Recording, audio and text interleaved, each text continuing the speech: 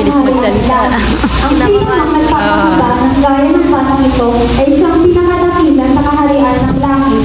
Ang sinumang tumatanggap sa isang batang katulad nito ay alang-alang sa akin na kung kanyang tinatanggap. Ito ay ang ehemplo ng Panginoon upang ang sinumang magnanais ng mga punta sa kanyang kaharian ay nangangailangan ng karoon ng isang busilang na kagaya ng isang bata. Tara, sabay-sabay natin basahin at pag-aralan ng dalawa sa maaaring kwento na nagpapakita kung paano ang mga batang katulad ay ginamit ng Panginoon para sa kanyang kaluwasan. Una ay sa kwento ni Naaman. Ating basahin sa 2 Kings 5 verse 1 to 3. Naaman, the commander of Syrian army, was highly respected and esteemed by the king of Syria. Because through Naaman, the Lord had given victory to the Syrian forces. He was a great soldier, but he suffered from a serious skin disease. In one of the raids, Hari, chapter 5 verse 1 to 3. Sa Syria ay may isang pinuno ng humpos na nangangalang Naaman. Mataas ang pagpili sa kanya ng hari sapagkat sa pamamagitan niya pinapagtagumpay ni Yahweh ng Syria sa mga labanan. Sinaaman ay isang pinamangirigma ngunit sa inyong sakit na heto. Minsan ang mga taga-Syria ay nakahihag ng isang dalagitang Israelita. Oo nga, di ba dapat yung offering? Sinabi din sa kanyang Panginoon, kung asawa ninyo ay lalapit sa propeta na nasa sa Maria, siyang napanggay, pagagaling niya iyon. Sa tagpong ito, nakikita natin na gumamit ng Diyos may isang dalagita na nagsilbing alalay ng asawa ni Naaman. Kay Naaman naman may isang propeta sa Samaria na may kakayahang magpagaling siya sa kanyang sakit sa balat. Para sa karagdagang konteksto, kanila ito sa iyo. Ultimong pamilya mo ilalayuan ka at ipagtatabuyan ka dahil takot silang mahawa sa iyo. Sa madaling salita, kapag nagmasakit ka ng ganito, nakakadiri ka, malubi ka, na bumalik at magpatuloy pa.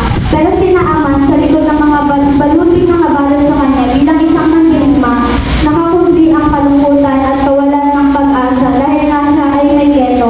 Ngunit gumamit si Yahweh ng isang bata, isang dalagita upang magkakayan ang pag-asa kunting balita. Ipagpatuloy ang ng pagbabasa sa ikalawang mga hari, chapter 5 verse 14 to 15. Kaya pumunta rin si Naaman sa ilog Jordan at naglugdog ng 7 beses gaya ng ipinagbiling ng propeta si Eliseo. Nagbayan kung walang ibang Diyos sa ibabaw ng lupa kundi ang Diyos ng Israel. Narito, pinagdamutan ninyo itong aking nakayanan.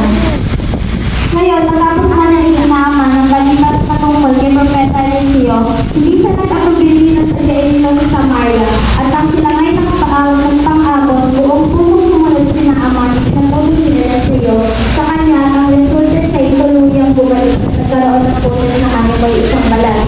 Nakikita natin dito na sa Diyos ay tuloy na may pag-asa, hindi malilimutan sa iba kung ikaw man ay matanda na hirap maglakad o magsalita o kahit sa isang batang katulad ko dahil kapag ang Diyos ang pumilos ng buong puso mong sagutin ang tawag mo sa iyo, walang imposible.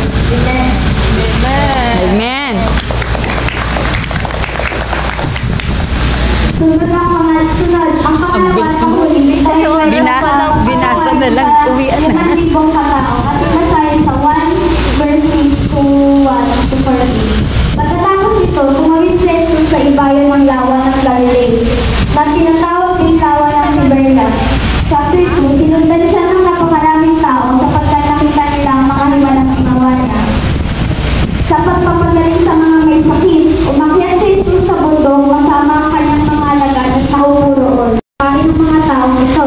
Sinabi niya yun upang sumunod si Felipe sapagkat alam niya ang kanyang gagawin. Sumagot naman si Felipe kahit na po halagang 2 na ang salaping silang ang tinapay ay isang sapat para makakain sila ng hindi kamauti.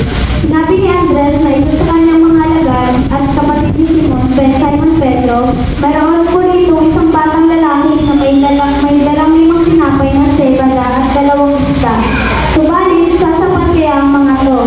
Kung paupuin ninyo ang mga tao, sabi ni Jesus, matapos sa lugar na yun, umupo ang mga tao sa kanila ay may kumigil kulang sa 5,000 ang mga lalaki. Matapos magpasalamat sa Diyos, ay ipinamahagi yun sa mga taong nakaupo. Gayon din ang ginawa niya sa mga isda ng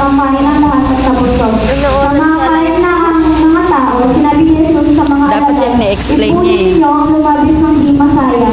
Ganoon din ang ginawa nila at nakapuno sila ng 12 kain mula sa 5 tinapay ng sebala.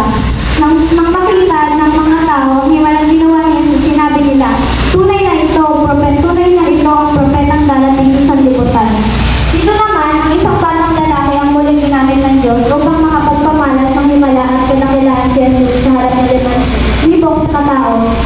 Kung isipin, halimbawa walang batang lalaki sa istoryang ito, libo-libong siya ang makalapnan at makakaranas ng matinding kagutuman.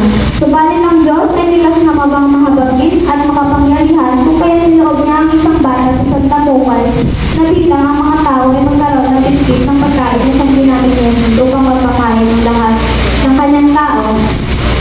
Nakinig at sumunod sa kanya, hindi lang ito patungkol o sa himala o sa tinapay isla. Ito ay patungkol sa kung ano ang meron ka o bilang isang bata o bilang isang tao sa anumang edad na kung handa magbibigay sa Diyos ang natitirang mga bagay na mayroon ka, walang dudang ikaw ay magagamit ng Panginoon para sa kalbalay. Amen.